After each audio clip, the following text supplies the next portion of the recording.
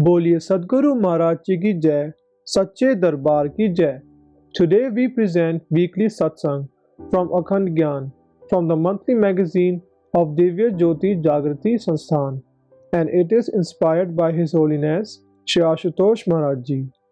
This article is taken from March 2010, and our today's topic is Skylab Falling Attitude. July 11th, 1979, the day that awaited countless innocent lives to be thrown into the mouth of the death dragon. Massive devastation was about to happen all around. A catastrophic collapse that would render the spot of collision lifeless. It was the day that was projected for the fall of NASA's Skylab on Earth. Skylab, the first US space station, had gone out of its orbit. The sun's activity had caused Earth's atmosphere to bulge, which created an increase in atmospheric drag that shortened Skylab's orbital life. It was monitored by NASA, which then announced it as Mission Impossible, saying that the Skylab was going to fall somewhere on Earth. It needed no mention that whichever portion it was going to strike, it would cause total destruction there. As soon as the news flashed, waves of terror spread like wildfire. Hell broke loose on people all over the world. As in every country, the local news projected that the satellite was going to fall on them. Certainly, the fall of the satellite meant death at close quarters.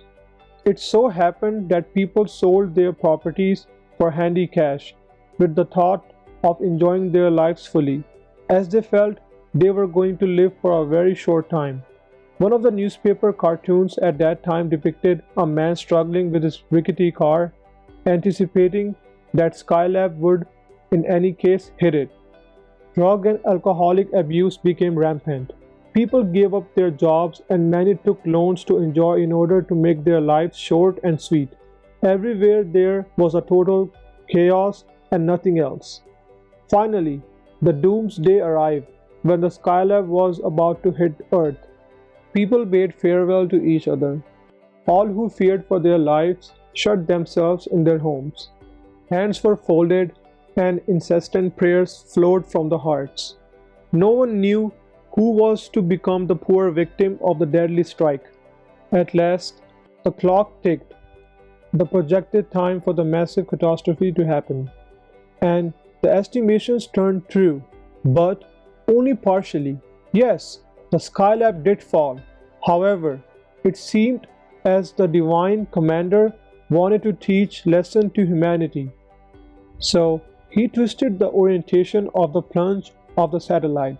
The Skylab thus fell neither to ruin the population in the west nor in the other populated regions across the world, but right in the Indian Ocean, thereby killing not even a single human being.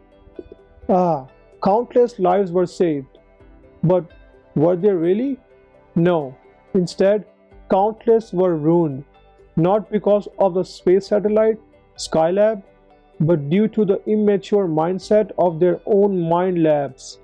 Yes, it turned out to be a great havoc for all those who had sold their properties, quit their jobs, took hefty loans, indulged in gambling, etc., thinking that they would not have to repay, as they had to die soon. Then all that they had was a negative balance. Thus, millions of people across the world became bankrupt. They were, in any ways, killed. Does this not carry a deep message for all of us? To grasp the essence fully, let's throw a glance on a story that runs on a parallel lines.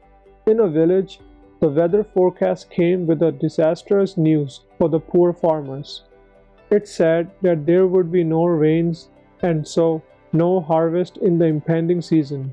The news saw a mixed response from the farmers. Some took to gambling and other filthy pastimes. Others worried about how they would endure. Many gave up all hopes for their survival. However, there was one wise farmer in that village. He, as usual, plowed the field and sowed seeds. The whole village laughed at him, but he did not pay heed to their derision and continued his task as usual. Finally, there were showers, and all forecasts were proved wrong. The whole village was, in any case, doomed, except the vigilant farmer, who was the only one to enjoy the full harvest.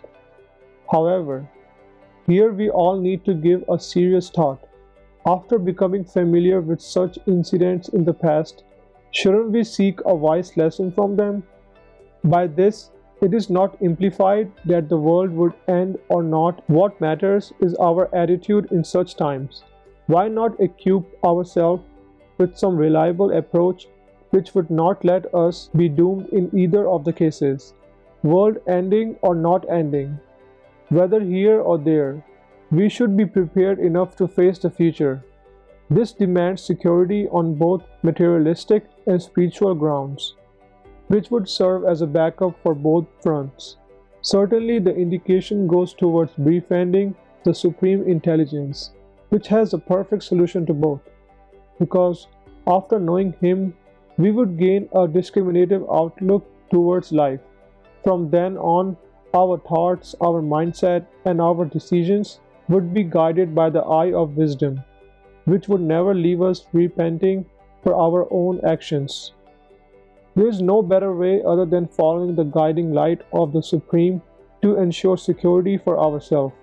Hence, step ahead to search for such a spiritual guide who can make you realize the guiding light inside, which then guides you on the outside. Once that happens, such future anticipations would not trouble us or land us into panic. Rather, we would enjoy living our lives smoothly while singing the song. We don't know what our future holds, but we know who holds our future. With this, I'm ending the words. To listen to more such articles, please subscribe to our monthly magazine Akhand Gyan, available in 3 languages: Hindi, English, and Punjabi. You can also subscribe to this monthly magazine by clicking on the link mentioned in the description box. बोलिए सतगुरु महाराज जी की जय, सच्चे दरबार की जय.